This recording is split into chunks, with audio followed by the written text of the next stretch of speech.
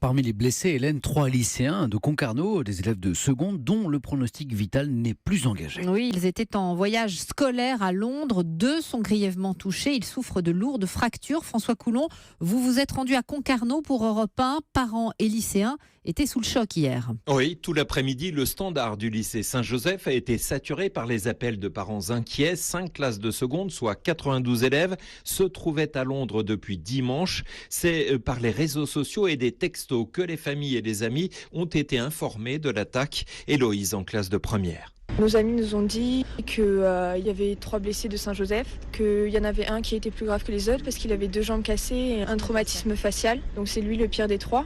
Les 3 sont tirés d'affaire. Alors, aux abords du lycée, des parents en quête d'informations. Nathalie est la maman de Gabriel. Il m'a dit qu'il n'avait pas de réseau, qu'il ne pouvait pas parler de toute façon. Et c'était pas possible. C'est la panique, j'imagine. Et il m'a dit tout est clos, il y a des policiers partout. Voilà. Vous êtes inquiète là ? Ah oui, je suis inquiète. Je ne vais pas dormir de la nuit. Je suis inquiète, comme toutes les mamans. On est tous très choqués, c'est évident.